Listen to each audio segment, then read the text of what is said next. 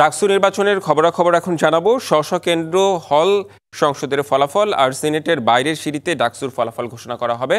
Curzon হল কেন্দ্র থেকে আমাদের সাথে যুক্ত হচ্ছেন শুভ খান। শুভ খান, আপনি নিশ্চয়ই আমাকে শুনতে পাচ্ছেন। আপনি একটু ফলাফলের বিষয়ে এখন কি অবস্থা সেটা আপনার কাছ থেকে জানতে চাই। জি, আসলে এই মুহূর্তে রয়েছি কার্জন হলে। প্রথম ডাকসু নির্বাচনের কাঙ্ক্ষিত যে 6 বছর পরে নির্বাচনের প্রথম ফলাফল প্রকাশ করা হচ্ছে এখান থেকে, ঠিক সেই জায়গাতেই দাঁড়িয়ে আছি। এখানে 21 হলের যে কমিটি রয়েছে সেখানের ফল প্রকাশ করা হয়েছিল প্রথম। অবশেষে এখানে 21 হলের যে কার্জন হলে ভোট হয়েছে, 21 হলের 3টিতেই ছাত্রদল সমর্থিত যে প্যানেল রয়েছে তারা হেরেছে।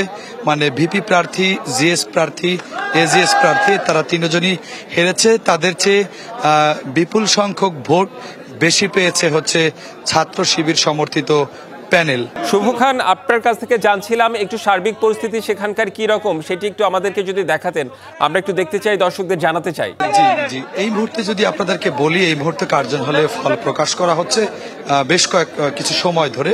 ইতিমধ্যে এখানে 21 হলের যে ভোট গণনা হয়েছে সেখানে ছাত্রদল সমর্থিত প্যানেলের যে 3টি পদ রয়েছে সেই 3টি পদেই হেরেছে এবং বিপুল সংখ্যক বেশি ভোট পেয়ে কিন্তু ছাত্র শিবিরের সমর্থিত প্যানেলরা বিজয়ী হয়েছে। যদি আপনাদেরকে একটু চারিপাশটা ঘুরিয়ে দেখাই, যে এই মুহূর্তে যে ফল কাঙ্ক্ষিত যে ডাকসু নির্বাচনের ফলের প্রত্যাশা, ফলের আশায় যে ছাত্র জনতা ছিলেন তারা কিন্তু ইতিমধ্যে উপস্থিত হয়েছেন এবং কার্জন হলের সামনে কিন্তু দেখতেই পাচ্ছেন যে বিপুল সংখ্যক শিক্ষার্থী কিন্তু এখানে এসে উপস্থিত হয়েছেন এবং সামনে থেকে রিটার্নিং কর্মকর্তারা কিন্তু ফল প্রকাশ করছে। যেহেতু অনেক ভোট এবং অনেক সদস্যদের ভোট, সেক্ষেত্রে তারা এখন আর এখান থেকে ফলটা প্রকাশ করা নিয়ে শঙ্কা প্রকাশ করছে। আপনাদেরকে আমরা রিটার্নিং কর্মকর্তাদের চিত্র দেখাচ্ছি।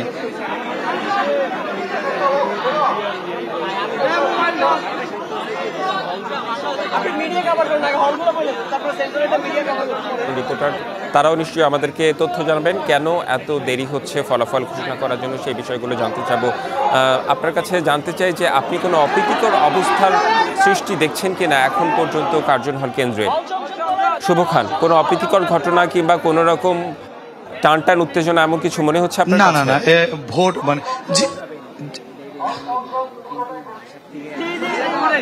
জি, টান উত্তেজনা রয়েছে অবশ্যই, কারণ যে প্রার্থীরা বিজয়ী হচ্ছে তাদের একটি আমেজ উৎসব এটি কিন্তু রয়েছে। কিন্তু এখানে ফল প্রকাশ নিয়ে কোনো অপ্রীতিকর ঘটনা কিন্তু আমরা এখনো দেখতে পাইনি এবং সেটি এখনো ঘটেনি। উত্তেজনা, হাততালি এবং যে সকল প্রার্থীদের ভোট বেশি পাচ্ছে তাদের কিন্তু উত্তেজনা আমরা দেখতে পাচ্ছি, বাট অপ্রীতিকর কোনো ঘটনা এই মুহূর্তে কার্জন হলে নেই। কিন্তু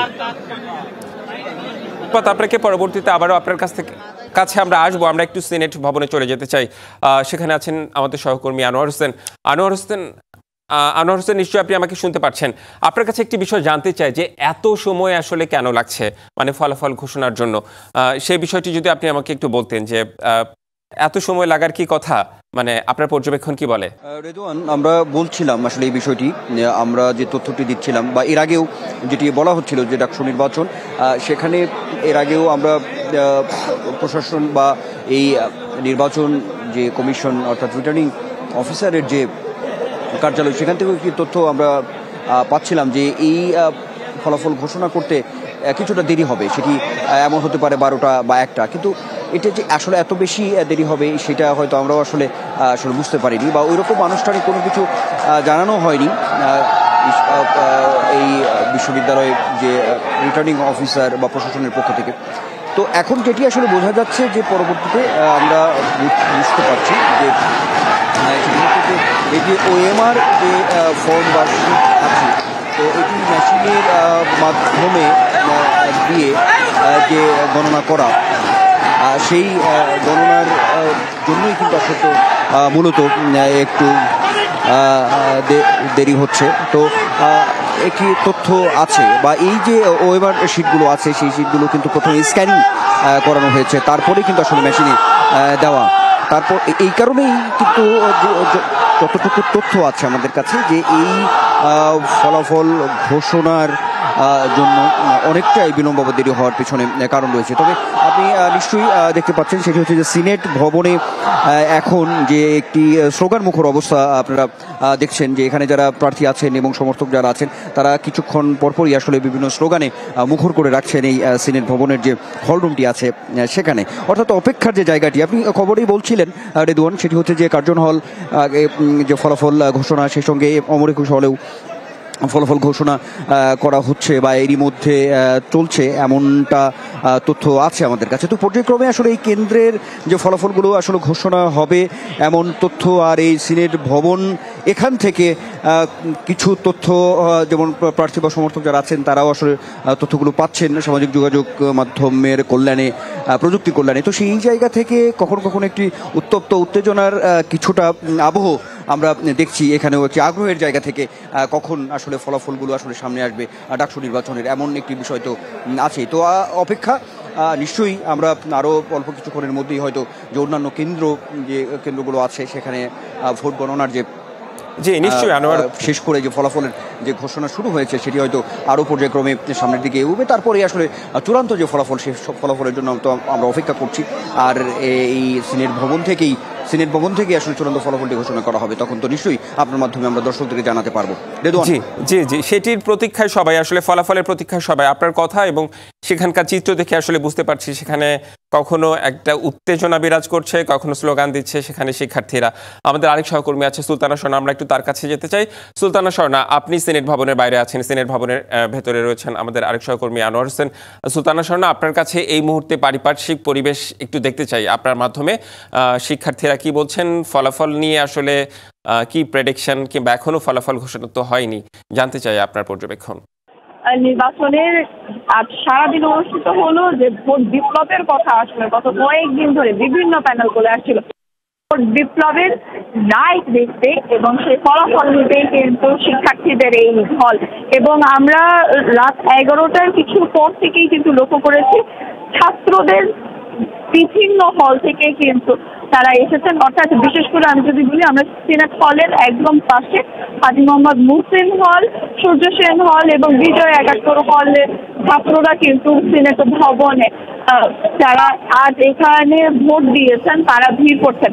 এবং অন্যান্য প্যানেলের কথাও যদি বলি, আমরা কিন্তু বিভিন্ন প্যানেলের এরই মধ্যে যে হলগুলোতে রয়েছে সেই হলগুলোর আমরা কিন্তু জানতে পারছি যে ফলাফল, এবং সেই ফলাফল নিয়ে যদি একটু আমি জানিয়ে রাখি, প্রথমত কার্জন হলে 21 হলের যারা ভোট দিয়েছেন তাদের মধ্যে সাদিক কায়েম এবার ভোট পেয়েছেন 644টি এবং তার সর্বনিকটতম প্রতিদ্বন্দ্বী আবিদুল ইসলাম খান পেয়েছেন 141টি ভোট। ভূতত্ত্ব বিভাগ কেন্দ্রে ভোট দিয়েছেন সুফিয়া কামাল হলের নারীরা, তারা পছন্দ করে নিয়েছেন সাদিক কায়েমকে, 1270টি ভোট পেয়েছেন তিনি, যেখানে ছাত্রদল সমর্থিত প্যানেলের আবিদুল ইসলাম নারীরা তারা পছন্দ করে নিয়েছেন সাদিক কায়েমকে, 1270টি ভোট পেয়েছেন তিনি, যেখানে ছাত্রদল সমর্থিত প্যানেলের আবিদুল ইসলাম খান পেয়েছেন 423টি ভোট। এবং সেই হলেরই ছাত্রী উমামা ফাতেমা অর্থাৎ স্বতন্ত্র শিক্ষার্থী ঐক্যের তিনি কিন্তু পেয়েছেন 547টি ভোট। অমর একুশে হলের আমি যদি জিএস প্রার্থীদের একটু ফলটি জানাই, ফরহাদ পেয়েছেন, ছাত্র শিবির সমর্থিত প্যানেলের ফরহাদ পেয়েছেন 964টি ভোট এবং তার নিকটতম প্রতিদ্বন্দ্বী মেঘ মল্লার বসু প্রতিরোধ পর্ষদের তিনি পেয়েছেন 507টি ভোট। এবং আমরা কিন্তু একে একে সকল হলের ফল পাচ্ছি এবং কিছুক্ষণ আগে শহীদুল হলের ফল এসেছে, সেখানে কিন্তু আবিদ পেয়েছেন মাত্র 100টি ভোট, যেখানে সাদিক কায়েম ছাত্র শিবির সমর্থিত প্যানেলের পেয়েছেন 600টি ভোট। এবং আমরা কিন্তু দেখছি যে কিছুক্ষণ আগে ফজলুল হক মুসলিম হলের পদ। স্বর্ণা, নিশ্চয়ই আপনার কাছ থেকে আমরা আরো তথ্য জেনে নিতে চাই, তবে কিছুক্ষণ পর আপনার সঙ্গে আমরা যুক্ত হব। এই মুহূর্তে একটু কার্জন হল কেন্দ্রে আমরা যেতে চাই, সেখানে ফলাফল ঘোষণা করা হচ্ছে, সরাসরি আমরা চলে যাব সেখানে। কার্জন হল কেন্দ্রে ফলাফল ঘোষণা করা হচ্ছে, তবে আমাদের সহকর্মী জানিয়েছে যে সেখানে ছাত্র শিবির সমর্থিত প্যানেলই আসলে জয়ী হয়েছে এবং সেই সাথে ছাত্রদল সমর্থিত প্যানেল সেখানে খুব কম ভোট পেয়েছে, সেটা আমরা জানতে পেরেছি।